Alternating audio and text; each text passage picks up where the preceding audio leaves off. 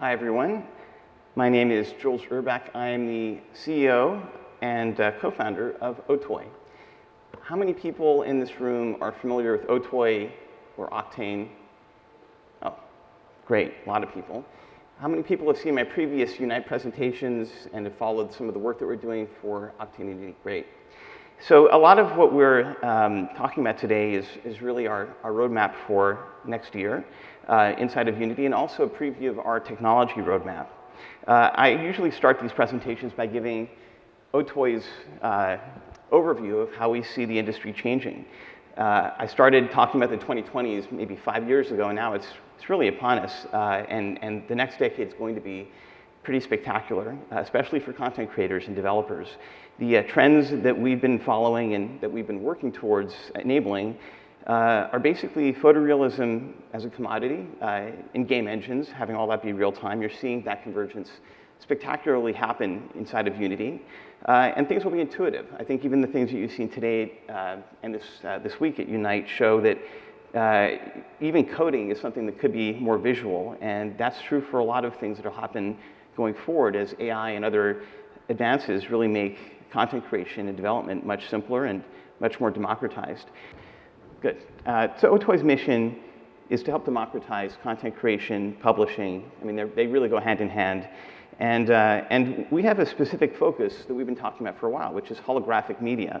And a lot of people have misused that word, but for us, I think that includes being able to render, create, and work in pipelines that are truly holographic, where you have all the rays of light.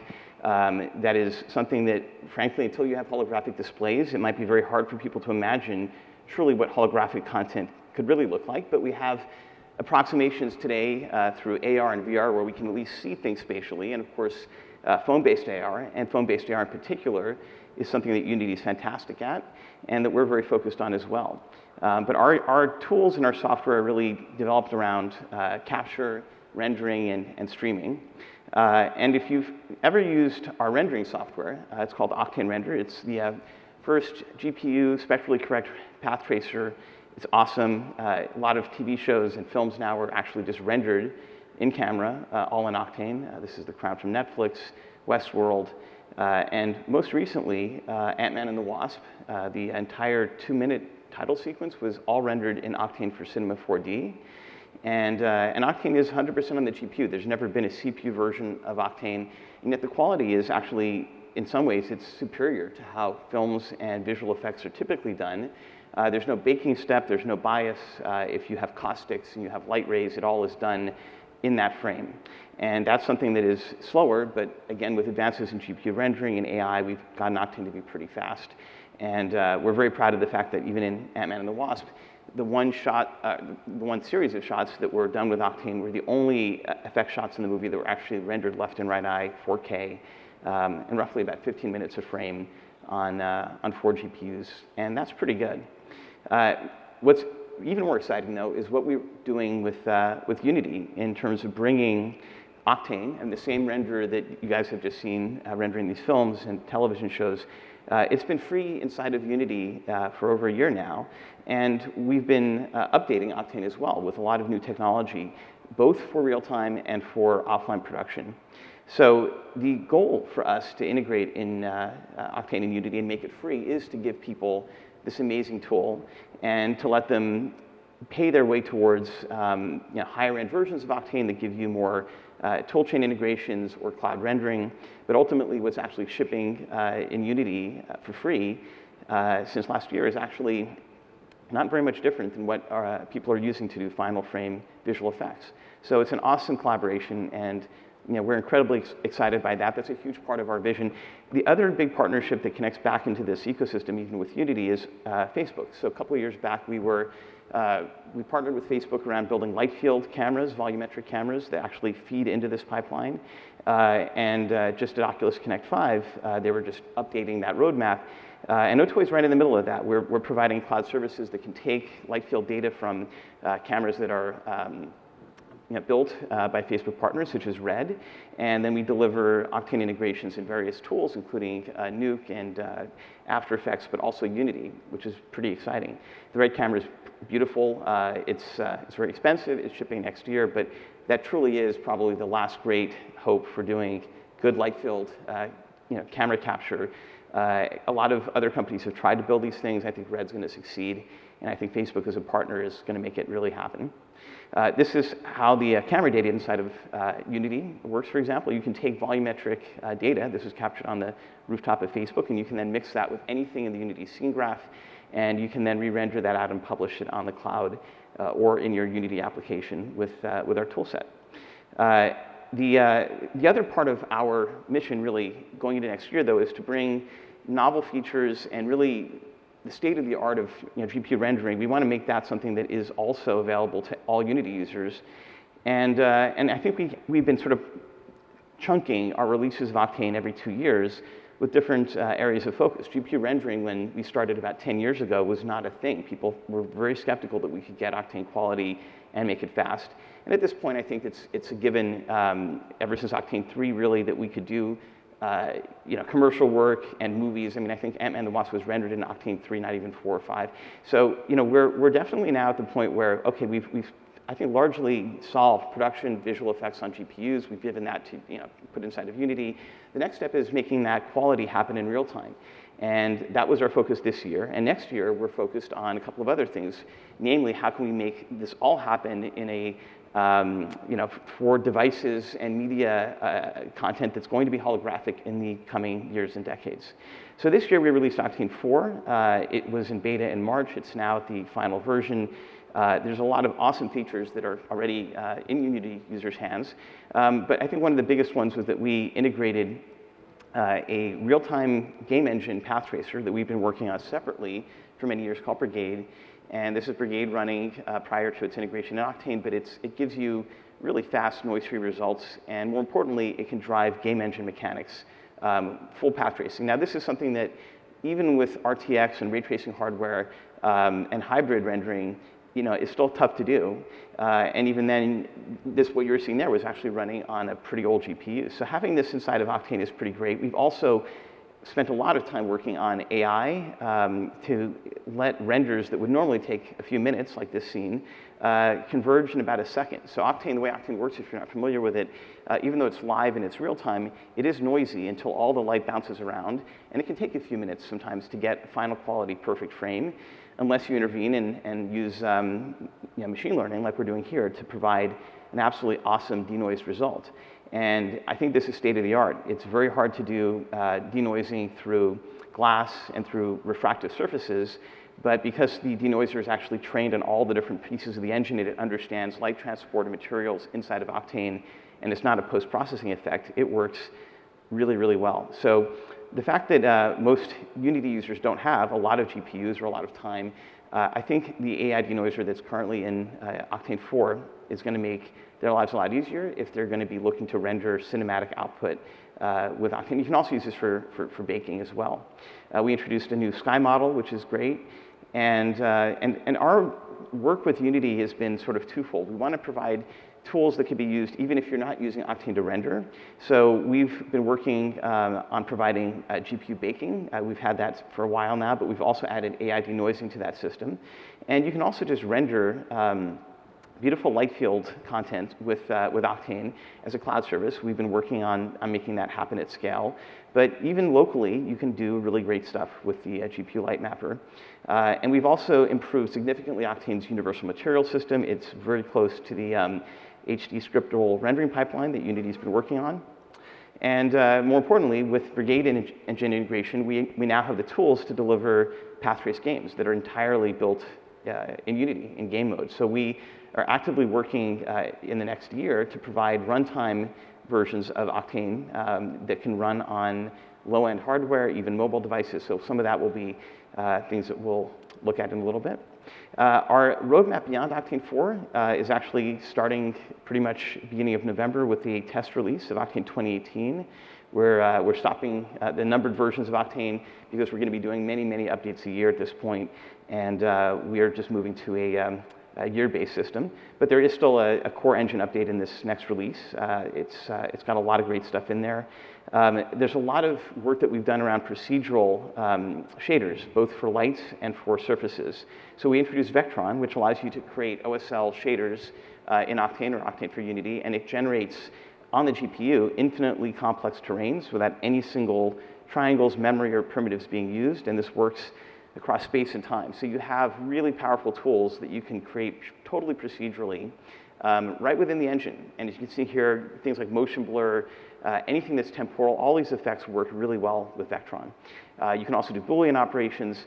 The thing that I love about this is that even for production rendering with Octane, a lot of tools start with data that has to be baked, whether it's a volumetric OpenVDB file or triangle meshes that are converted or tessellated. This doesn't do any of that. This is purely shader code. It's about 5 lines of code to drive these things. And it all is blended and mixed perfectly with Octane's rendering system. So this will be in the first beta release of Octane 2018, which is coming out next month. And Spectron does equivalent things for lighting and for light volumes in particular. Spotlights are something that are fairly noisy to render, and they're also complicated to do in real time. But a lot of users in Octane wanted something like this. So we added Spectron as a toolkit that allows you to build any kind of shaped light you want and to get very, very, very fast real-time renders out of it. This is without using any of the AI denoising. It just converges really fast, which is awesome. And you can use that in very complex scenes and this is from the Transformers movie, and it's really great. I mean, you have final quality cinematic God rays. I think this is running on 2 GPUs that they converge super fast. And we also have an AI denoiser for volumetrics, which this isn't even leveraging. It's fast enough to converge without it. You bring these things together, though, you have some really amazing effects. You can create things that are challenging to do without these tools. For example, having volumetric God rays around procedural objects that are infinitely fractally defined without having any intermediary, that is really cool. And that's something that is trivial and easy to do right out of the box with these features. And it looks beautiful. So I think that one of the things that's going to make this tool really easy to use is that you can convert meshes into these procedural objects, and then you can apply operations on them that make them much more powerful and just make this entire tool chain even easier to use. We're also focused on improving the toolkit around Spectron for supporting everything that we need in the real world. If we're going to get to the point where we want to have content that looks just like it belongs on the holodeck, we have to actually account for everything in the physical world. And there's a lot of things that are not included in most renders, including Octane up to this point, and that includes things like phosphorescence and polarization. So we've been adding those into Octane 2018, and you now have polarized light, which is actually really important. If you have a true sun and sky system and you have a slightly fluorescent object, it'll look different, and it's something that we can perceive. It's just because it hasn't been in a lot of renders before, it's really not in production renders, it's something that I think users will be able to leverage very quickly, especially for things that are metallic and outdoors. Similarly, for fluorescence, we're just adding the ability to change any part of the wavelength of light, so you can do things like fluorescence, but you can also build any sort of spectral effect that you want procedurally, which is really great. The layered, the universal material system we introduced in Octane 4, we are now adding layers. That makes it a lot easier to use as an artist. It's more intuitive. It's like Photoshop layers, but in a physically correct material pipeline. And it's going to make skin rendering and subsurface scattering much easier and better. And also, it'll be a lot simpler to create complex metallic surfaces that are multi-layered. Previously in Octane, you had to mix materials together, and now it's much, much, much simpler. We also want to support non-photorealistic rendering effects in Octane, so we've built a ray-traced edge renderer. And we're also improving some of the features for the AI viewport and AI effects in Octane. So we have upsampling, which looks awesome. Basically, you could just A/B test these images next to each other, and that'll be in Octane 2018 as well. So with all of these pieces shipping in beta by the end of the year, the other challenge that we face is how do we, when we don't have enough GPU power locally, how are we going to deliver that to users on a laptop or users that don't have a render farm? And we actually already built that service a few years ago, and we ran it on Amazon and Google and others, and it's called Orc. It's built into Octane. It's even been available in Unity, and you pay $1 for a certain amount of Octane bench on the cloud. And the problem is, when we want to do baking jobs, especially light-filled baking jobs, which are really the highest value, I think, to what we want to bring to Unity, it's not just the cost that's an issue, it's the fact that we don't have enough GPUs on the cloud to support hundreds of thousands of users, or even multiple dozens of users. And we found that when we were doing VR renders on AWS, and some of those renders for one customer overnight took 2,000 GPUs. And that was a significant chunk of Amazon's capacity. So what's interesting from our perspective, and this is why Render, the service that we're building and launched last year on top of the Ethereum network, what we want to do is we want to harness all of those 1080s, all of those GPUs that have been out there mining Ethereum. I mean, now they make about $1 a day. That same Octane bench on Amazon, you would pay a few dollars an hour for. So we want to tap into the hundreds of millions of GPUs that are out there, whether they're in existing users' machines or they're in GPU mining farms. There's a lot more of those than there are GPUs on the public cloud. So when we launched our Ethereum token built around decentralizing our cloud rendering service, we weren't sure where we would end up, and we just recently announced the results of our beta. With 1 week of signups, we were able to get about 14,000 GPUs on the service, which is insane because we now have more rendering power in total than if you combined all the public cloud providers in terms of GPU power and in terms of Octane bench. And we actually have very close partnerships with Amazon and Microsoft and Google. And so it's interesting because I think with Render, we can finally prove that there's a need and a demand for this kind of capacity.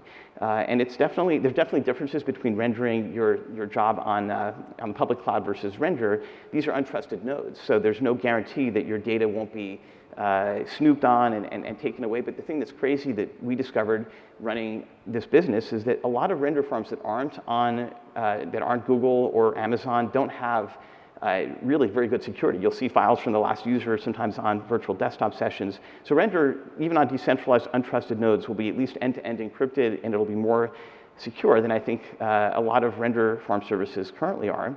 And furthermore, a lot of users that want this kind of utility don't care about security. They'd rather just have more capacity and cheaper costs. That was also part of our survey. So we basically have parity now with what we were able to do on the centralized service, but we also think we're going to get to a much larger capacity because none of those 14,000 GPUs were from large mining facilities or even large companies. They were just 1,200 users with about 10 to 20 GPUs each. Not that much, but it added up to a lot of rendering power. So when we get large mining farms that have thousands, tens of thousands, even hundreds of thousands of GPUs, we might have 100 times this capacity, and we need it. So we've been rolling out Render in multiple phases. We're now on phase 3, where we have a beta that you can run on your PC, and we've opened that up to people with an Ethereum wallet that signed up for Render early on in our token sale last year. And next year we'll be focused on phase 4. Our goal is by the end of the year to have all of our cloud rendering handled through Render, even if it goes back to the centralized cloud. And the next year we want to provide utilities and tools that can be built on top of this service for smart contracts, for streaming, for IP rights. And I think that's work that's going to be pretty exciting ahead of us in the coming year. And our Render is different from a lot of tokens out there. It's a pure utility token, so it's not meant to be speculated on. It's designed to give you $1 of rendering power for $1 of render, and that's typically pegged to the public cloud prices, which are all kind of equal. But that doesn't mean that we can't create different value propositions when you want to have things that are not possible in the public cloud, whether it's capacity or whether it's scale.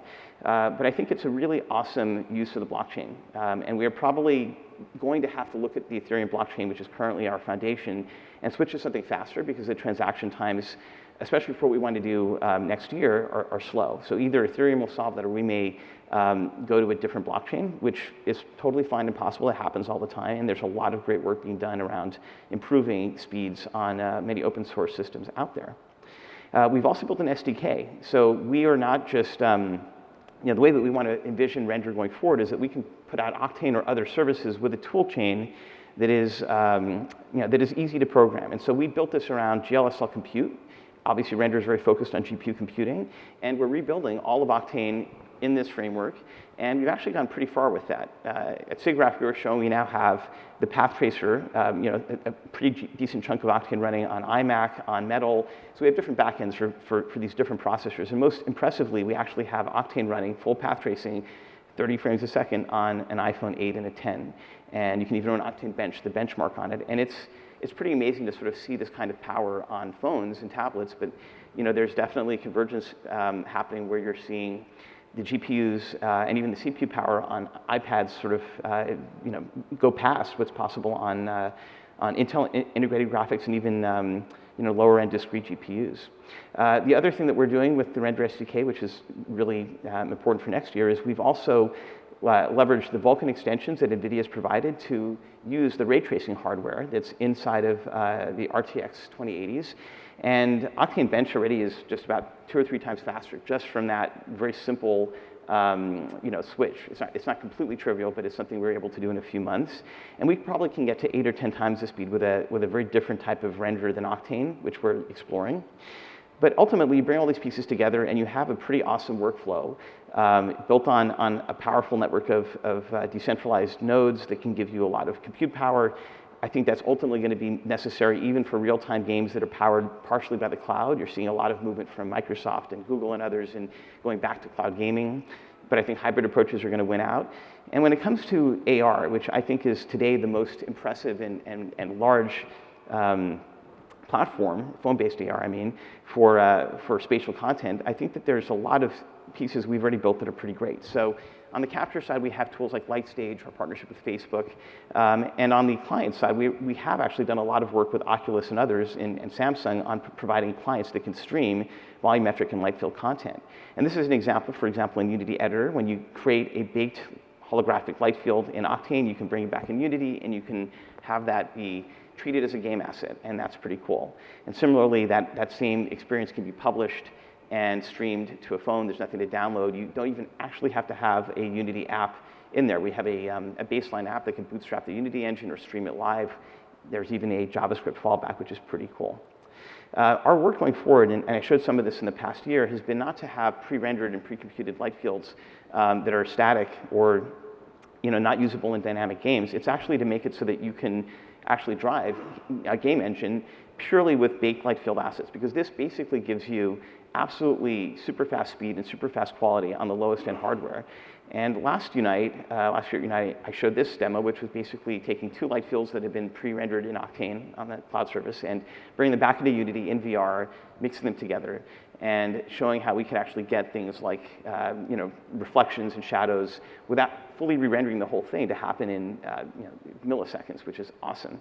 And a lot of that work we've actually dedicated to bringing to AR. And in AR, you obviously have another really important concern, which is you have to be able to capture the environment in real time and blend that with the asset that you're rendering. And since we want to try to get Octane quality, we've been working on both a real-time scene capture system in our Render SDK iPhone stack, and also a offline version. This is what the offline version can do. It basically stitches together a scene at really, really high quality.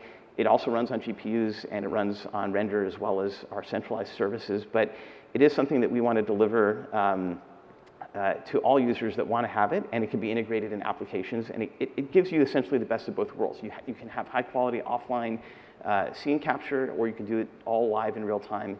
And real time is actually very challenging. So we've been working on trying to get relighting and scene scanning to happen live.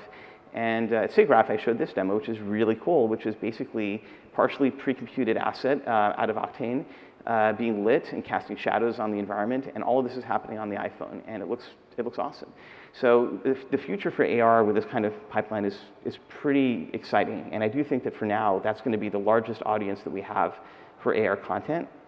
I feel glasses are still a couple of years away before we see any sort of breakthrough that's over, that's in the tens of millions.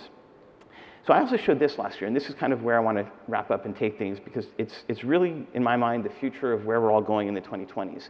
And I talked about holographic displays at the very beginning of this presentation.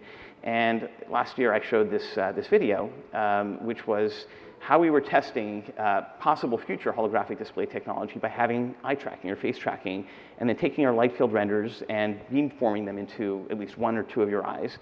And that's what this is showing here. And the cool thing is that we got a good sense of how a holographic display would work, even without wearing any glasses, by just using the face tracker. And unfortunately, it was not in stereo, but it still worked pretty well. And we did this with the foreknowledge that we are going to see holographic displays coming pretty quickly in the early 2020s. And we know that this is going to be the key towards getting to a vision that I think we all sort of want if we're Star Trek fans, which is the Star Trek holodeck. I've been talking about how that's something that I wanted to see happen and why OTOY was created almost to make this a reality. I've been talking about that for many, many years. And it's awesome to finally be able to talk about how this is going to happen commercially. So we announced this week a partnership with a company called Lightfield Lab, and they make true holographic displays. There is no other company that I've seen that can create a full color, 60 hertz, tileable holographic panel. We've run our own content on it, and it's right now the prototypes are just 6 by 4 inches, and those are, by the way, thousands of DPI. But it's amazing, and the fact that it's tileable is super amazing because that does mean that we have the pieces to construct any sort of size wall or surface that you want, including things that are enormously large. And the larger these surfaces are, the further out you can push objects in front of the screen. And so for large venues, for films, for stages, for any concerts, I mean, it's obvious that the utility of this is going to be pretty awesome. I foresee that on tables, when you have a holographic table in front of you, you can push things up off the surface by probably a foot. And you can imagine having a laptop recreated or what's on the laptop screen or anything on a tabletop surface. That, to me, is one of the most compelling and probably one of the very first use cases for this for prosumers. And again, the tables can also be tiled and scaled to any size, but ultimately like a 1 meter square table would give you a pretty awesome experience. And Lightfield Lab is also working on haptics, so you'll be able to touch these objects with essentially ultrasonics. It's using the same sort of system that we use to converge light, and that's it. I mean, I think that, to me, is the interface of the not-too-distant future. The test that we've been doing, and this is something we showed at SIGGRAPH, but we haven't shown it, I think, outside of, shown it public. This is our most recent version of our Lightfield viewer, the same stuff you're seeing in the AR system, but this is actually using much better tracking than what we had in those earlier demos, and you'll see it looks really, really nice. What's amazing is this very same renderer is what we've hooked up to the Lightfield Labs display to do A/B testing. And you can sort of look at it in a video and you can kind of see how cool it is, but you have to imagine that this is the content that you're seeing on a holographic display, and everyone can see that, and it can be large and it can be absolutely real looking. And you have amazing effects. So this is one of the scenes that I did test on the physical display, a little bit smaller than this. And I moved the surface of the floor all the way to the surface of the display, so things pop out of it. And that coat hanger, that door, I mean, you can look around these things, and it's crazy. That truly is something I can't describe. It's not left and right eye. It's not lenticular. It's not depth. It's something truly different. It looks absolutely real. And I truly think that when these displays become as cheap as TVs and monitors and screens are now, there won't be any reason to not have this on every device. And I don't think that means that we're not going to have glasses that you wear and walk around with outdoors, but I think that inside your house, you'll have your TV, you'll have your table, you'll have your desk, maybe your walls, all covered with these sort of holographic surfaces. And I feel that there's even a chance you may see buildings and exterior portions of cities have holographic panels on them, so you can change the way building looks, or do all sorts of other amazing things when this is as cheap as paint or wallpaper. And just to sort of show you guys how the prototype is going to scale. So this is the size of the prototype we have now, 6 by 4 inches with Lightfield Labs' amazing technology. This exists now. But you can then take more of those panels, stitch them together, and create larger and larger and larger holographic surfaces. And that is how you get to the holodeck. So it is not science fiction anymore. It is not decades away. It's years away. And the prototype exists today. So they're doing demos of the prototype panel up in Santa Clara. But you're also welcome to come visit OTOY and see the simulator and the tools that we're working on. And I am so excited for the future, and it's amazing that we're at this point. So that's it. Thank you very much.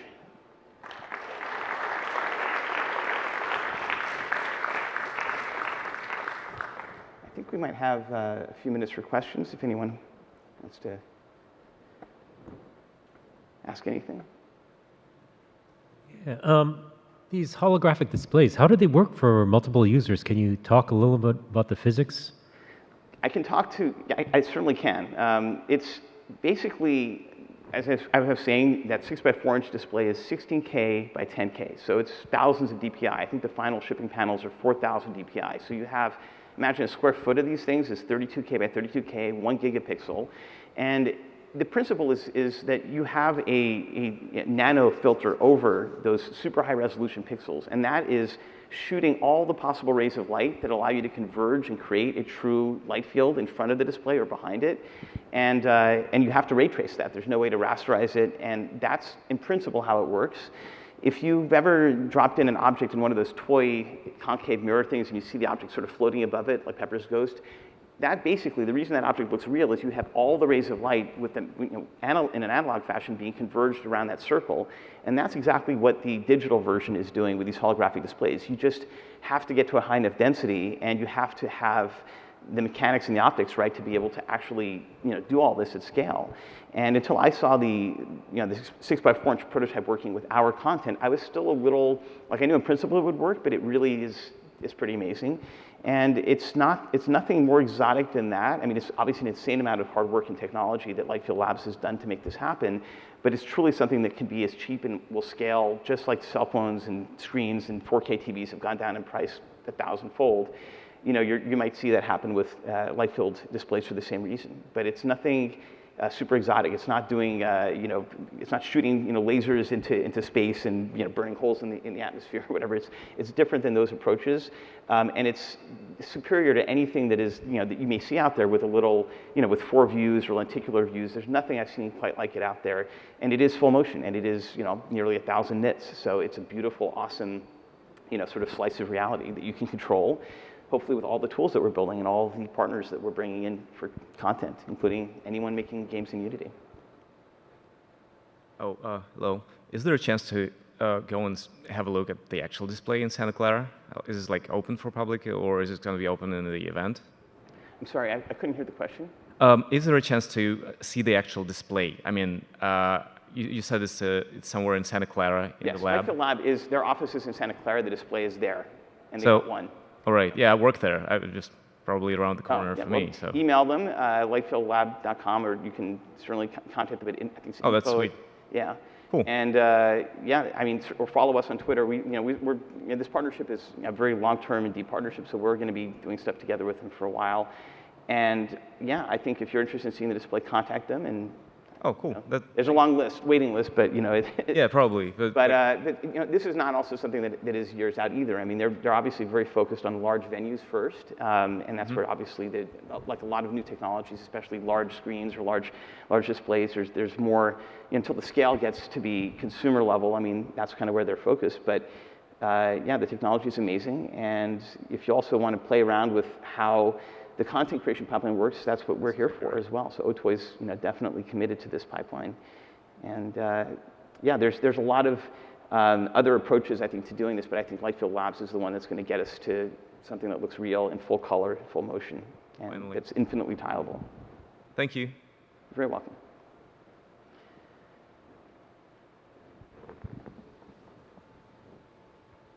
Anyone else?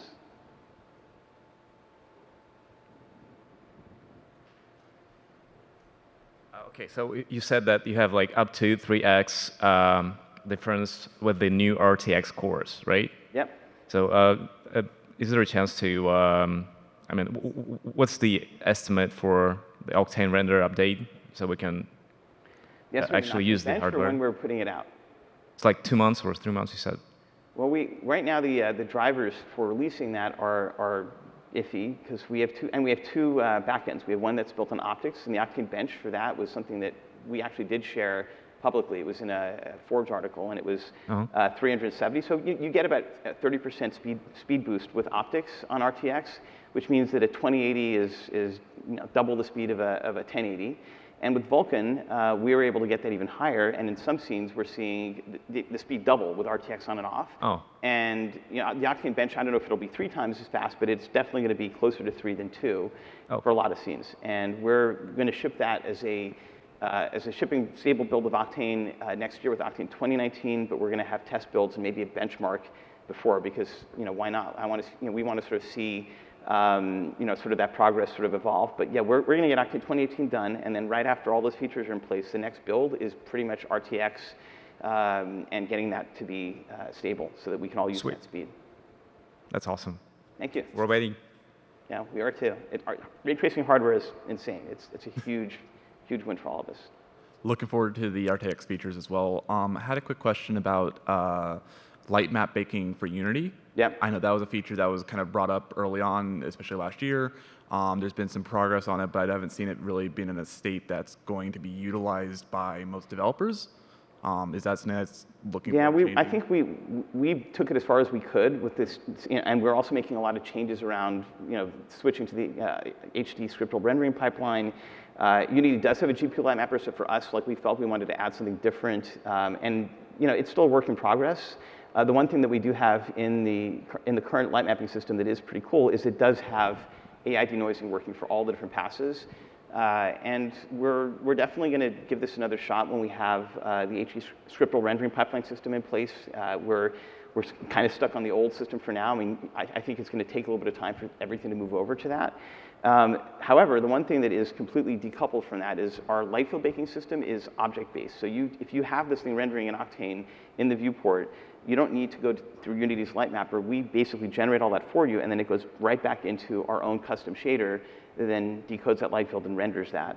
And that could be more useful than just texture-based light mapping. So we're going to try to enable that at scale once we have render out of public beta, because the GPU baking jobs for that are much more demanding. But of course, if we have cheaper rendering power at scale, we can deliver that. And that's kind of where we see baking heading on both those tracks in the next 6 months.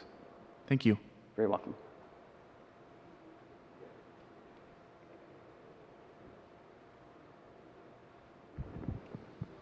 Yeah, so these ultra high resolution displays, you mentioned they're going to have nano filters over each pixel?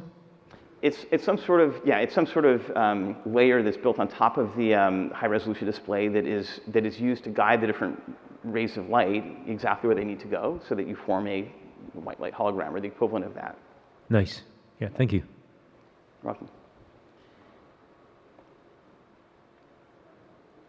Well, if there are no more questions, I'll be around for the rest of the show. So you can stop by the booth or ping me at OTOY on Twitter or at Jules Urbach on Twitter. I'm always around. Thank you. Thanks, everyone.